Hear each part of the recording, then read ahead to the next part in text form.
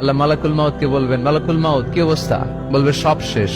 মাইয়াপ্পা, কে বাকি? মালাকুল মাউত বলবে জিনেরা বাকি, যাদেরকে দেখা যায় না। আল্লাহ বলবেন জিনদেরকেও শেষ করে ফেলো, রুহু কবজ করো। মালাকুল মাউত আজরাইল জিনদের রুহু কবজ করবে। আল্লাহ এবার জিজ্ঞেস করবে, ইয়া মালাকাল মাউত আখবিরনি মাইয়াপ্পা, এবার বলো আর কে বাকি? মালাকুল মাউত বলবে, আল্লাহ মানুষগুলো সব শেষ, জিনগুলাও শেষ, এবার বাকি ইবলিশ শয়তান। কে বাকি? ইবলিশরেও শেষ করো, ইবলিশও শেষ। আল্লাহ আবার জিজ্ঞেস করবেন, ইয়া মালাকাল মাউতি মাইয়াপ্পা, আর কে বেঁচে আছে বলো? মালাকুল মাউত বলবে, আল্লাহ আপনার কথা অনুযায়ী পৃথিবীর সব মানুষের রুহু কবজ করলাম, সব জিনদের রুহু কবজ করলাম, ইবলিসের রুহু কবজ করলাম, এখন আছে শুধু ফেরেশতা। আছে কারা? যাও ফেরেশতাদের রুহু কবজ করো। ফেরেশতাদের রুহু কবজ হয়ে যাবে। এবার আল্লাহ জিজ্ঞেস করবেন, ইয়া মালাকাল মাউত আখবিরনি মাইয়াপ্পা। মালাকুল মাউত বলবে, আল্লাহ আপনার কথা মতো ধরে ধরে সব শেষ, ফেরেশতাও শেষ, 4 জন ছাড়া। কয়জন ছাড়া? জোরে বলেন, কয়জন ছাড়া? ইসরাফিল, জিব্রাইল, মিকাইল, আজরাইল।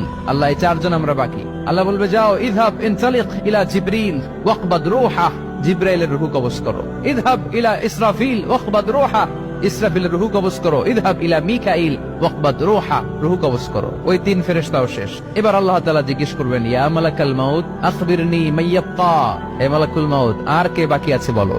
মালাকুল মাউত বলবে, আল্লাহ আপনার কথা মতো মানুষগুলো শেষ, জিনগুলো শেষ, ইবলিশ শেষ, আমার বাকি 3 ভাই ইসরাফিল, মিকাইল, জিব্রাইলও শেষ, শুধু আমি, শুধু আমি। আল্লাহ বলবেন, কেউ নাই? মালাকুল মাউত বলবে, না আল্লাহ কেউ নাই। এবার আল্লাহ তাআলা বলবেন, মালাকুল মাউত তুমি তো সবাই রে মারছো, এবার তুমি মরো, এবার তুমি মরো, তুমি মরো।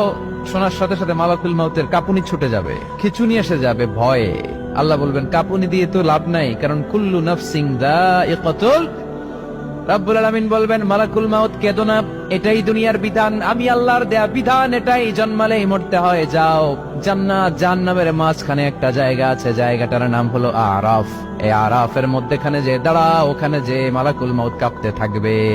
মালাকুল মাউত বলবে, আল্লাহ সৃষ্টির শুরুতে যদি জানতাম, সৃষ্টির শুরুতে যদি জানতাম সবাইকে মৃত্যুদান করার পরে, রুহু কবজ করার পরে আমাকেও মরতে হবে, তাহলে এই কঠিন দায়িত্বের ব্যাপারে আপনার কাছে ক্ষমা চাইতাম। আজকে আমারও যে ভাগ্য বরণ করে নিতে হবে সৃষ্টির শুরুতে, আমি এটা কল্পনাই করতে পারি নাই। আল্লাহ বলবেন, নো টক, মুত ইয়া মালাকাল মাউত, মর, মরে যা, মুত, মরে যাও।